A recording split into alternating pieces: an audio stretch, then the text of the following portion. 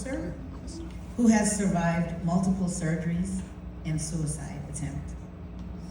She's had a very, very powerful journey. So we're gonna talk a little bit about it. Here's her bio.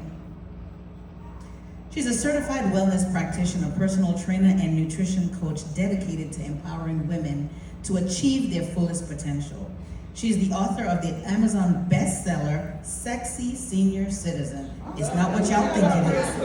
You gotta Google it. I know that's right. How to stay sleek, sexy, and strong at your age, which has inspired countless women to embrace health and wellness at any stage of life.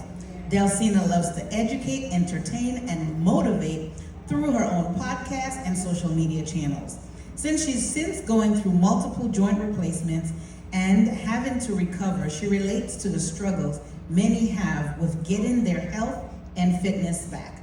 Public speaking gives her the opportunity to get in front of those who are ready and willing to make an intentional change to a healthier life.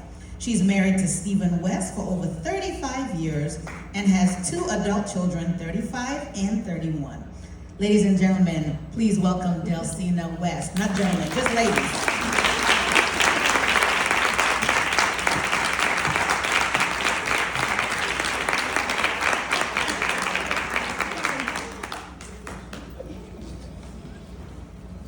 Where's your mic?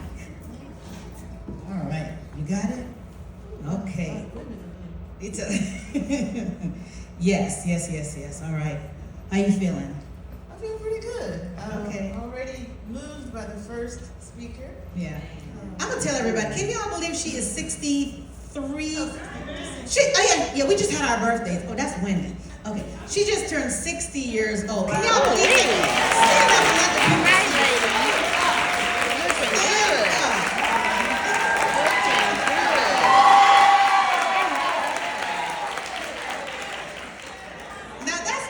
Aging well. That's aging very well. All right. Look at her arms. Them arms. Yes, ma'am. Delsina, you have such a powerful journey. One that you really haven't talked about a lot. And so thank you for being here, number one. You are a bodybuilder. We can see that you're fit, but it hasn't always been that way for you. Talk to me about your journey to wellness.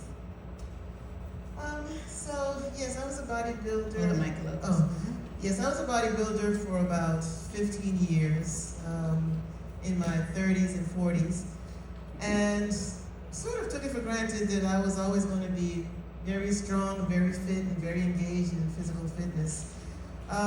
But in my background, my family suffers from arthritis, but an advanced stage of arthritis.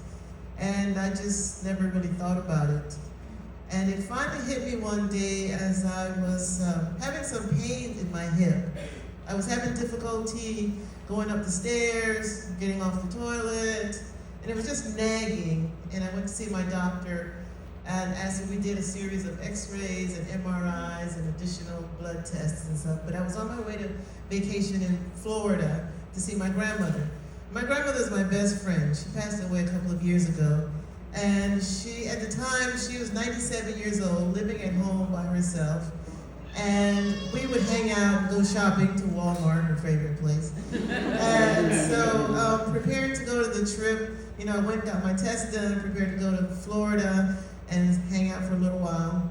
While I got to Florida, just a couple of days later, my doctor called me. Now, your doctors, they barely have time to see you in the hospital, right? Mm-hmm. But when they call you, there's something serious going on. So my doctor called me and he said, can you get back to the hospital soon? I said, why? What's going on? And he said after he looked at my x-rays with some other doctors, they noticed that I was suffering from avascular necrosis.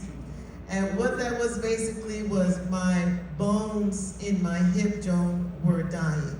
They were deteriorating to a point of no return. And so he said, if I don't do something about it soon, I would end up in a wheelchair.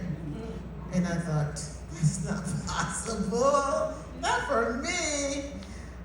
So I came back right after my vacation, saw the doctor, and he realized that yes, they took a deeper look. It definitely was avascular necrosis.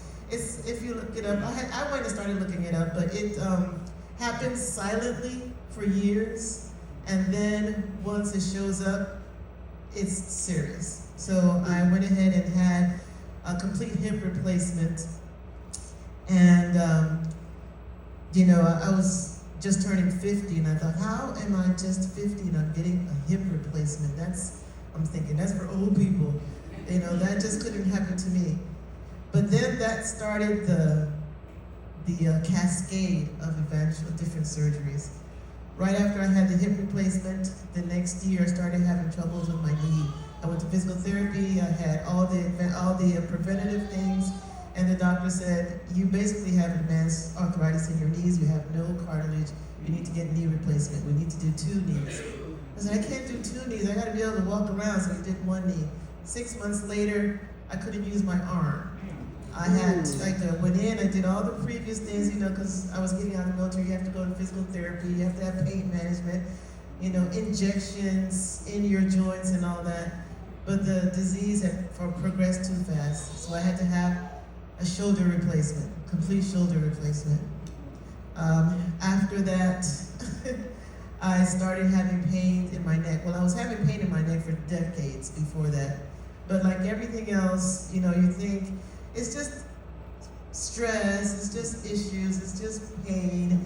But I suffered with that pain for a long, long time, underneath all the other pains.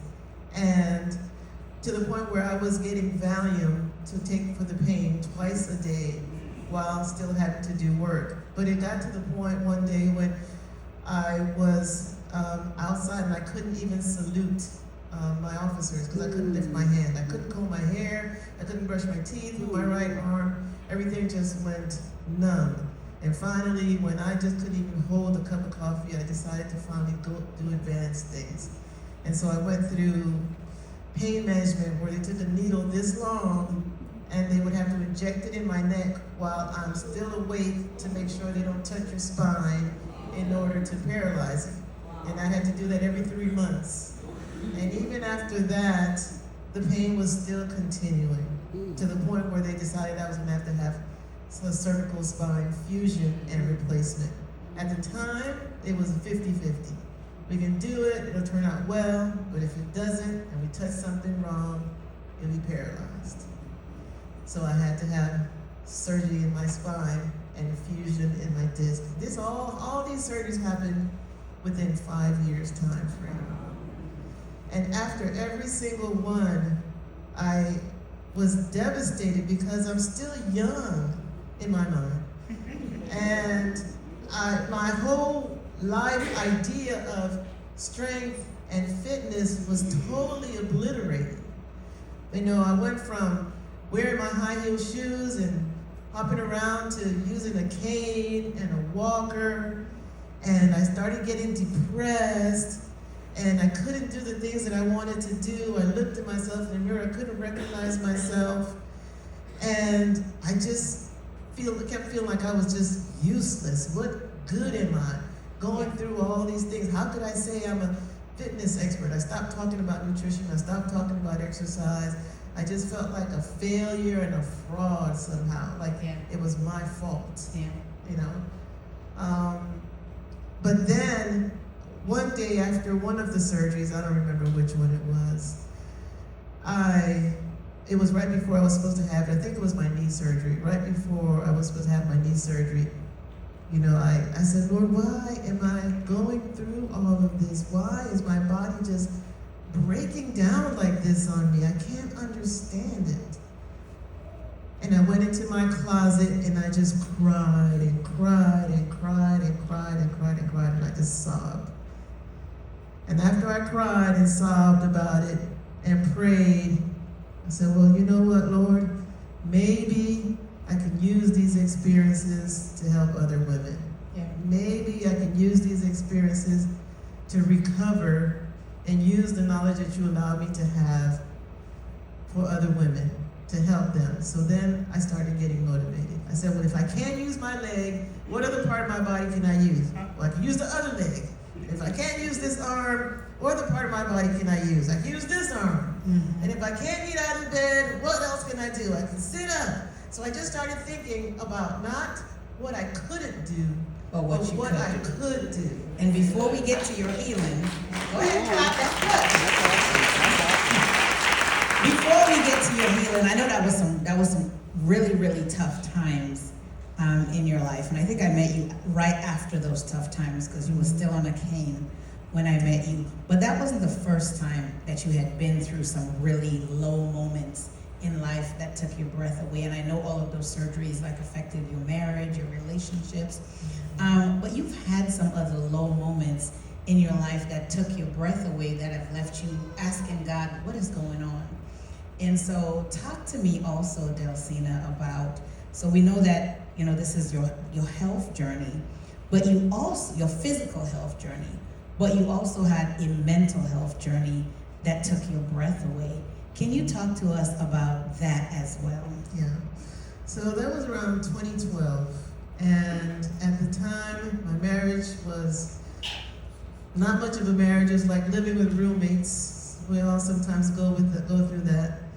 My son was angry at us because we had paid for him to go to school for 3 years as an A student, and found out that he had just been drinking and using drugs and failing classes. So we decided to, stop funding his school. I was an officer in the Army, was in a very, very stressful job. I was still taking medication for my pain, so I was always in this fogginess. And in that year, April 12, 2012, we had an incident with an active shooter on Fort Hood. And so this shooter came through our building, where headquarters, we were having a meeting, and I was talking to a friend of mine, Sergeant Lazani. And this was your unit? This is my unit, yeah, this was my unit. And we were just talking about taking time to do things and go and spend time. And, I used to go to Austin all the time, and I told him, take time to go and have some fun. Life is short, I'm just saying that hypothetically. And he was like, well, I'm gonna retire soon, I'll have plenty of time to do things. We left the conversation, I went back to the meeting, and just as we sat down for the meeting, we heard gunfire in the building. And as we heard the gunfire coming closer, because the shooter had gotten all the way, he was firing off rounds, killed a couple of people. We blockaded the door, and we escaped. Later on, I learned that it was my friend was the first person that got shot. And as an officer, I couldn't do anything. My unit, my soldiers were scared. They were crying. They wanted counseling. My commanding officer seemed to be cold and uncaring.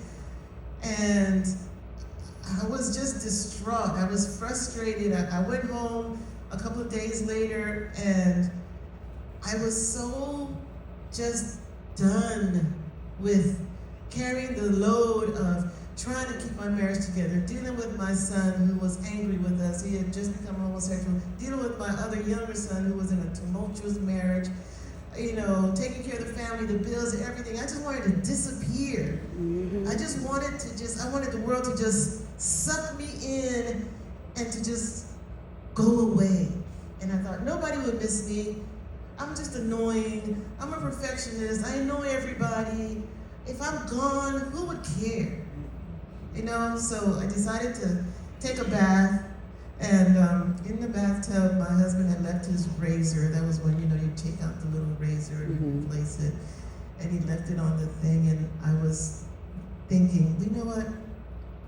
If I just picked that razor up and just slit my arm, I could just go to sleep peacefully and just never wake up to any of this. So I picked up the razor blade, and I was determining which way to slit my wrists. I really just wanted peace. And in an instant, my youngest son flashed in my mind. And I was promising to do a reception for him if he stayed married for a year. I was bargaining with him. And I thought he would be devastated if I wasn't around. And that instant, it flashed in my mind, and I dropped the razor blade. And I got out the tub, laid on the bed, wouldn't let the air blow on me, and I admitted myself into the psych ward. Delsina, thank you so much for sharing your story with us. And I know all of that took your breath away. Yes. Thank you so much for sharing. We're going to talk about your healing when you come back to the set. Thank you. Thank you.